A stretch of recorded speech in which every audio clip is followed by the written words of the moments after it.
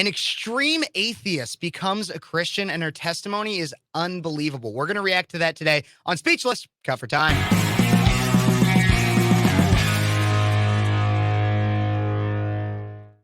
Hey, everybody, and welcome back to Speechless Cut for Time. I'm your host, Kev Phares, 22-year-old conservative college student out of Central Illinois, Illinois State University student, host of Speechless on Cities 92.9, the news and talk of Bloomington Normal, but not always can I fit everything I want to talk about into that show on Sundays from 3 to 5. And so I have other content that I come out with. And so to make sure that you never miss a minute of it, don't forget to subscribe to this channel, ring that notification bell, hit it to all, like this video, comment what you think. I always want to know what you guys think, and I try to respond to as many as I can, and share this video with your friends. And I especially recommend sharing this video with somebody because the message in this is insane. And so my manager, my producer, well, not my producer, my manager here at the station, she brought up this video. We were doing some content for her shows and stuff.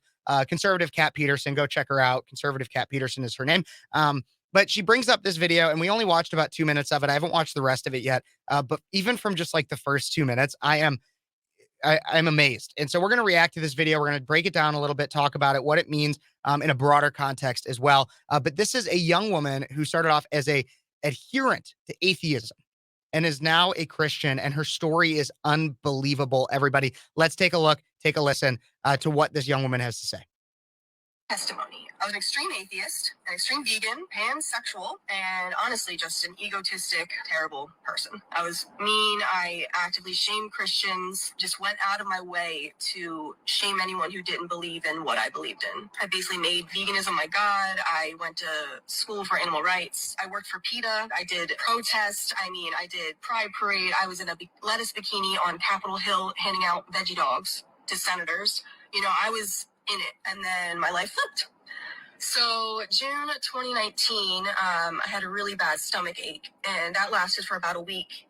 And I finally went to the ER, and they did a CAT scan, and they said it's Crohn's disease. My health really began to decline. Doctors were prescribing me medication, pain medicine, anything to just help, but nothing was working. I lost about 60 pounds in 3 months. I had excruciating pain every second of every day. To the point I couldn't get out of bed. I couldn't lift my legs. My mom had to help me to the bathroom sometimes. The worst pain. Every bite of food just hurt me. Even water hurt me sometimes. It was painful. Every bite I just had anxiety about. And every day I didn't know what day would be my last day. Every day I woke up and I hated being here. I just hated every second of it. I just was wanting to die. I wanted to kill myself. I was either going to die from this disease or killing myself, either one. And I was fine with it. I had nothing to live for. I had no hope. And I lost, a lot in my personal life. It's a hard thing to go through. And so I want to talk about that real quick. And there's obviously more, and she's going to build on that a little bit. But what I want to talk about is, so she's an atheist, right? Adherent to atheism. And she goes through this really, really hard time, Crohn's disease.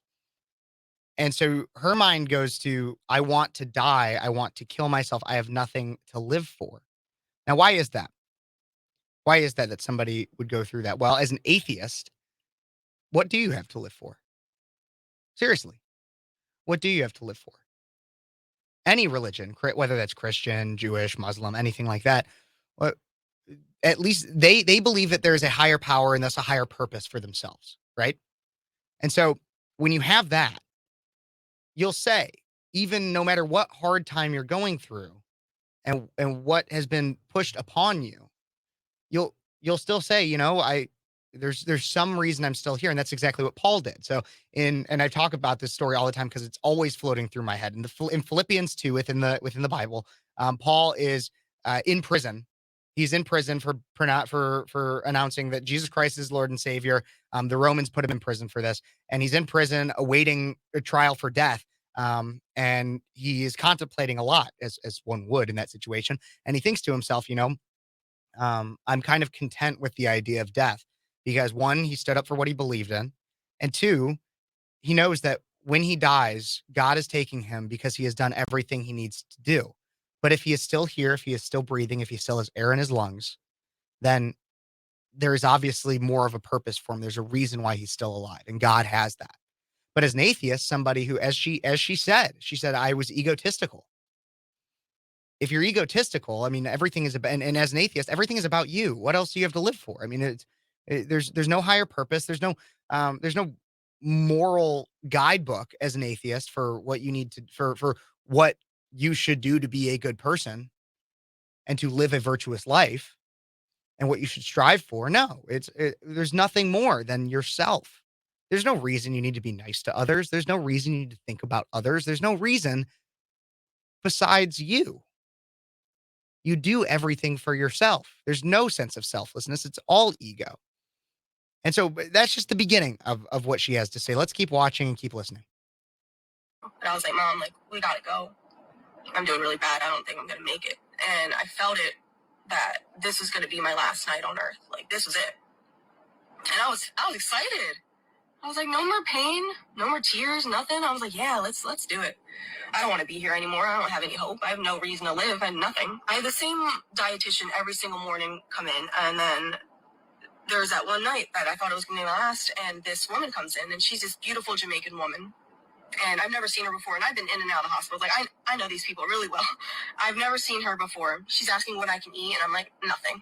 And then all of a sudden, like, these tears just coming down my face. She sees me crying, and she's like, we need to pray. I'm going to pray with you. And I used every ounce of my energy left to tell her, no, we are not praying. I am an extreme atheist. You will not, no. And then she's like, no, we are. And she goes to my side, and at this point, I'm like, you know what? Talk your nonsense. Whatever. I don't even care. Talk your nonsense. And you're gonna want to stick around to find out exactly what happens next. But I want to talk about this idea too. So with atheism, it is a religion of non-religion.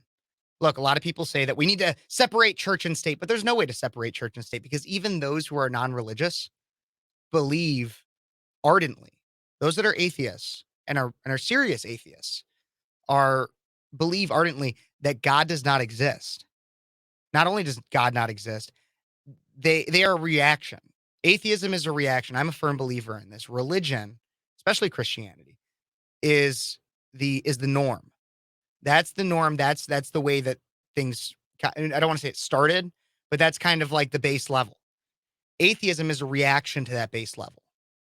Atheism is not only do I not believe in God, it is also that anybody's belief in God is less than. They're less than me because I don't believe in God. That's the whole idea of atheism. I believe in God. I'm a Christian. I'm a Catholic. I have my cross around my neck.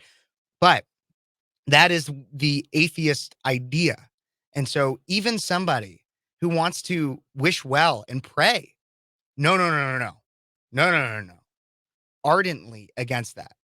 And that's my biggest problem with atheism. If you want to not believe in God, if you don't want salvation, that's your choice 100%. But as soon as it becomes I'm a less than person or I am stupid or anything because I do believe in God and because I do wish you well, because I say God bless you, because I pray for you, you look down on that and you don't even want somebody to wish you well. That's where my problem with atheism comes in. But let's keep watching and hear what actually happens. She's denying this prayer. She's trying to. And then this happens. If you want to try, go ahead. So she grabs my hands and she begins to pray, and I've never heard, like, she has so much passion for me, but I don't know her. I mean, she doesn't know me at all. She doesn't know what I've been through, nothing. And she had so much passion in that prayer. And I don't remember a lot of it, but I do remember her saying, you will heal and you will be a healer. So after she left, I didn't expect anything like from that. I really didn't. So I go to sleep hoping, I'm like, I'm going to die tonight. Like, I was hype. And She was hype about dying. I wake up the next day. I have absolutely no pain. I can walk again. Like, something sparked in me. I don't know what it was. And my mom was like, what's going on? The doctors were like, no, this is like, what happened? And I just kept saying, I don't know. I just have this light within me. I have a light within me. And I was like, I can leave the hospital. I'm fine. And they're like, no. So they made me stay another day, which is whatever. It's fine. But so I left, and I still didn't believe at this point. I was just kind of like, oh, I'm healthy. I can wild out now. So I did. I started to party more. I was drinking, smoking, having sex, doing anything I could to kind of fill a void. I was talking to different girls at that time, and one was a Buddhist, so I had like all these Buddhist tattoos, and I was going in kind of that route. I was like enlightenment, Buddhist, yoga, and then COVID hit, so I kind of isolated and was really thinking about it more. And I was like, like maybe God is Mother Earth and it's nature and that's God. And then I woke up one day and I just had on my mind her hands, that woman's hands on me. And I just thought about it more. I'm like, she could have lost her job for praying for me. I could have sued her. I could have destroyed her. She came at a time that wasn't normal. A woman I've never seen before. So I'm like, all right, let's dive into this. Let's find some truth. So I go online. I'm looking all over the hospital's directory, trying to find this woman. I can't find her. I mean, no, like she just didn't exist. And I knew in my heart, even before searching, I knew she didn't exist. And I had to put beside my pride, put beside myself. I mean, I had to really just admit that I was wrong. And that was an angel sent from God. It had to be divine intervention. There was no physical way that I could have woken up without pain and still be alive. There's no physical way. None. And I had to admit that. I had to admit that there's a God. There's someone who loves me that would save someone like me. I mean, I actively shamed Christians. I actively went against his kingdom. I did everything against it, but he still had hope for me. I lost all hope. I lost everything. And he still saw something in me. I don't know. But I mean, he does. He loves all of us if we just open our hearts to him. I mean, Amen. What do you got to lose? You got nothing to lose. So just try it. After I realized that it was an angel that really started my spiritual walk with the Lord, I still have health issues. Like I have a permanent IV to my heart. I have an alostomy bag, but it's saving my life. I've been through these trials and these struggles, but I can tell you all of my might that it is so much better with the Lord by your side. I mean, I was a sinner. I mean, I'm still a sinner, and he still loves me just the way I am. I didn't deserve his love. I mean, I deserve hell. I really did. I really just am so grateful for him. And even with my struggles, I see the influence that my struggles have on people. Even my mom, she wasn't a believer either. And then she saw what God has done for me. And, she had to put away her ego and be like, you know what? I was wrong. He is real. He's now filled that void, that veganism, my pansexualism, my atheism, anything that I wanted to attach myself to, he's filled that void. He's filled it with his love to the point where I don't need anything else. I pray that you can just give him a chance. Just give him a chance. This is an evil, evil world. There is an enemy, but we have a savior. We have a comforter. We have someone who's by your side constantly. John 3:16, for God so loved the world that he gave his only begotten son, that whosoever believeth in him shall not perish, but shall receive eternal life. That's it. All you got to do is believe. This world makes it so, so hard, but it's not. It's easy. It's simple. And these religions, they're trying to fill that void too. If any religion that tells you to do something, no. That's what Jesus says done, religion says do. It's done. It's finished. When Jesus was on that cross and he died to save us, he said, it is finished. Donezo. It's done. He won. He wins. He wins. He wins. Absolutely, he wins. Everybody, there's a lot to break down. I wanted to let it play out because I found it so incredibly profound. I got chills. I don't know if you guys got chills almost to tears, for hearing her testimony and everything. And she's absolutely right in so many different ways. First is being that there is evil all around us. Satan definitely say this is Satan's playground. And it takes a lot to come to Christ. And like she said, her mom had to put away her ego. And so that makes me want to go into a little bit of a broader idea here real quick as we end this out, is the idea of changing anybody's mind, especially on something so fundamental as faith, is a few things. First, it's a long journey. You're not going to change anybody. Likely, you're not going to change anybody's mind by having one conversation with them or one uh, just one encounter with somebody. Um, you probably aren't. I'm not either. I mean, like, I'm a political activist, I'll admit, and there's been many people that I've talked to, um, and they are fundamentally opposed to everything I believe in, but we have a great conversation, and then, eventually, I have one person, that I who's now a dear friend of mine, and he came up to me 3, 4 years ago and talked to me about how he was a communist, he had an Antifa pin on his bag, everything like that. We had one conversation, um, and then eventually he started thinking about it more and he did his own research. And after doing his own research, now he's one of the most active political activists I have as a conservative. Um, but it came, yes, that came from one conversation. Actually, that came from multiple. He would come up multiple times and would talk to me about a multitude of different issues. But it also came from the biggest thing, which is somebody being able to put their ego aside and say, "Hey, I might have been wrong about something. Let's critically think about where my opinion and where my belief lies on something." And putting that ego aside is really the largest step in somebody changing their mind. And there's only one person that can put that ego aside. It's not you, it's not me, it's them. And this girl's testimony, I firmly believe in guardian angels. I would have no doubt. And look, I have no factual evidence to prove that any of the story is absolutely true, but I 100% believe it. I 100% believe that she's telling the truth because I believe in guardian angels. I believe in the power of spiritual healing. Now, I believe that Western medicine has a lot of miracles to it, and it should definitely be taken seriously in terms of providing ailments. Um, but there's a multitude of stories of people who have gone through it, and the power of prayer is ultimately the only thing that healed them, or the primary thing that healed them.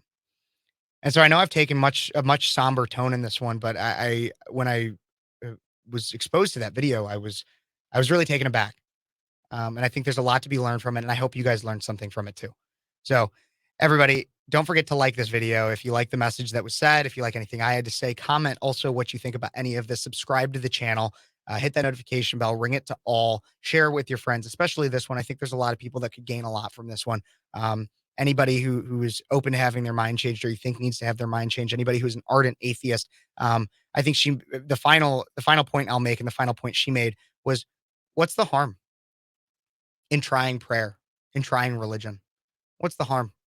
The worst case scenario for anybody who's a ardent non-believer is that you're proven right. That's the worst case scenario. So what's the harm? Give it a try. Everybody, thank you so much. This has been Speechless, Cut for Time.